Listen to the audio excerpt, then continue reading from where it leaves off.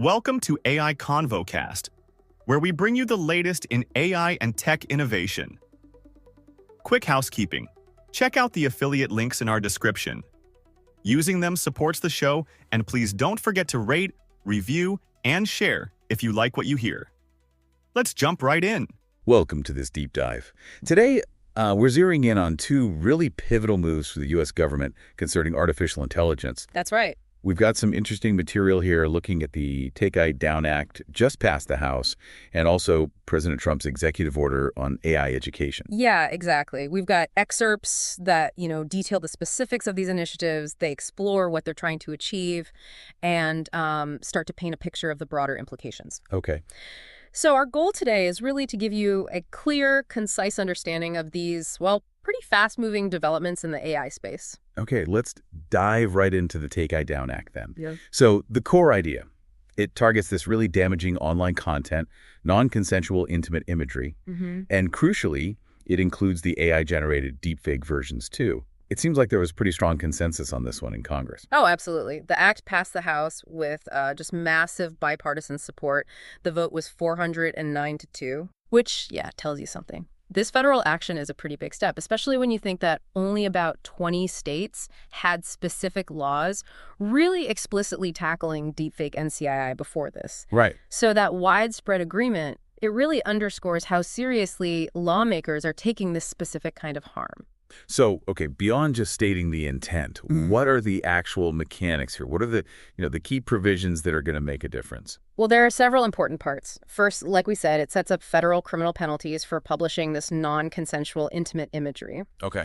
Second, and this is a big one, it puts significant obligations on social media platforms. They're now required to remove reported NCII within a pretty strict 48-hour time frame. 48 hours, that's fast. Yeah. That puts some serious pressure on them. It does. And beyond that quick takedown, platforms also need to put in place proactive measures, ways to try and identify and remove this kind of content themselves. Proactive measures, Yeah. like filtering. Potentially, yeah. Plus, the act includes protections for victims. It lets them request removal without needing to identify who actually posted it initially. That's quite a victim-centric approach. Yeah, that seems important. And it's striking, the diverse groups backing this bill, from the American Principles Project over to Public Citizen. It really is. It highlights the broad concern. We even heard from advocates like Francesca Money talking about how crucial this is to reduce the re-traumatization victims often face. Right. But it's not all straightforward, is it? What about the counter-arguments? No, exactly. It's important to look at groups like the Electronic Frontier Foundation, the EFF. They've raised concerns. Oh, about? Well, about potentially overbroad definitions in the act, possibly leading to, censorship of lawful speech accidentally. The free speech angle. Right. And they also point to the challenges, the potential inaccuracies of relying too heavily on automated filters for moderation. That's a key worry for them. That's a really critical point, that balance between protecting people and, protecting free expression. Okay, let's switch gears a bit to the executive order on AI education. What's the main goal there? The main objective for this one is preparing American youth for a future, shaped by AI, and also making sure the U.S. stays a leader in AI innovation globally. Okay. The order itself, it's titled Advancing Artificial Intelligence Education for American Youth. And it lays out a few different ways to get there. So what are the main pillars? What actions is it actually calling for? Okay, first, it mandates creating an AI education task force. This will be interagency, chaired by the Office of Science and Technology Policy, OSDP. Interagency meaning? Meaning it involves folks from labor, education, energy, bringing different perspectives. Like, labor's involvement suggests a focus on workforce readiness. What else? Second, it calls for establishing a presidential AI challenge. Think of it as a national competition to spur new ideas in AI curricula and student projects. A competition, interesting. When does that start? It's slated to launch within the next 12 months. It could really boost student interest in AI fields. Okay. And what about getting AI into, regular schools, K through 12? Yep, the order specifically directs integrating AI literacy across K-12. That means developing resources, training teachers, getting educators ready to teach these concepts. Through partnerships. Exactly. Public-private partnerships are key there, leveraging expertise. And finally, it aims to expand AI apprenticeships using existing Department of Labor programs and WIOA funding. So creating more direct pathways into AI jobs. That's the idea, more practical pathways for young people. It's interesting, this focus on education comes after a previous order that emphasized, I think the term was AI dominance, That's right. and that one actually rolled back some Biden-era safeguards. So it kind of suggests a shifting strategy, maybe. Precisely. You can see these two initiatives, the Take It Down Act hitting immediate harms, and the AI education order looking long-term as sort of a dual strategy. Right, one is risk mitigation, the other is growth and competitiveness. Exactly. But there seems to be, I don't know, an inherent tension there. The Take It Down Act tackles a clear danger, but you've got those censorship concerns. And the education order, great long-term vision, but then you have questions about, well, equitable access and just making it work across all schools. Absolutely. It's a really delicate balancing act. And with President Trump expected to sign the Take It Down Act into law. Which seems likely given the vote. Right. It shows the federal government is definitely stepping in to actively shape AI's impact, both protecting against harms and investing in the future.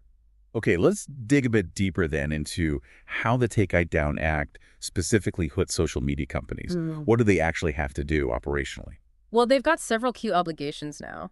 They need clear, mandatory procedures for users to report NCII. Okay, a reporting mechanism. Yes. And then they are legally bound to remove confirmed instances within that 48-hour window we mentioned. That applies to real and AI-generated stuff. They also need user-friendly notice and takedown systems. And it's not just removing the one reported instance, right? Yeah. There was something about copies. Good point. No, their responsibility goes further. Platforms are expected to make reasonable efforts to proactively find and remove identical or substantially similar copies too. Reasonable efforts, huh? That sounds a bit vague. It can be, and that's often where legal challenges arise. But it implies a more active moderation role than just waiting for reports. Legally, while users posting face the main criminal liability. Right. Platforms failing on these takedown requirements. They could face the Federal Trade Commission, the FTC. Ah, the FTC. So they're the main enforcement body for the platforms. Yes.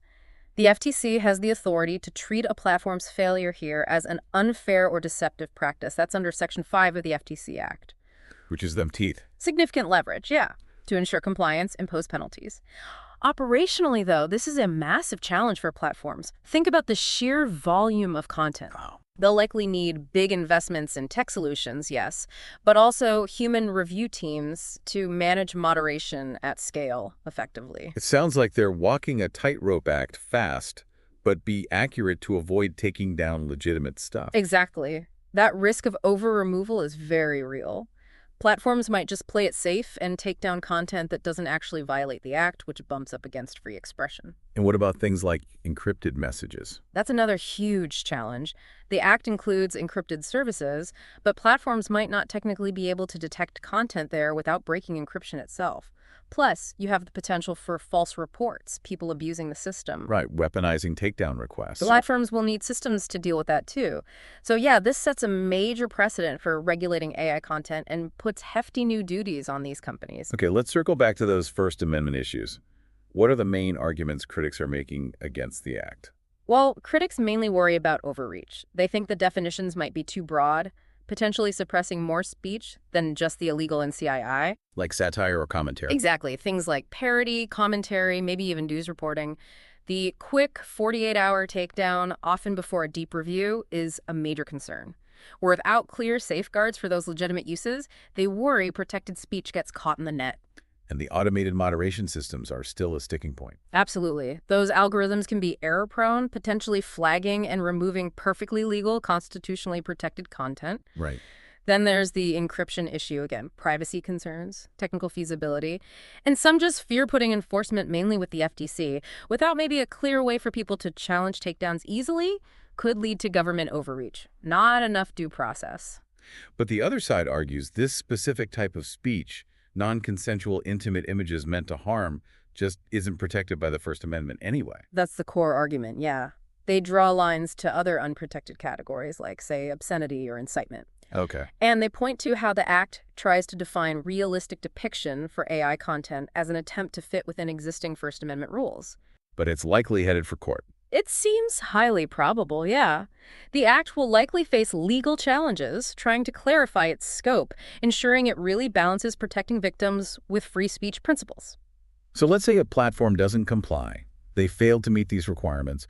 What happens then? What are the consequences? They can be substantial. Like we touched on, the FTC is primary here. They can levy significant civil fines, big ones. Financial penalties. Yes, and they can also seek injunctions from federal courts.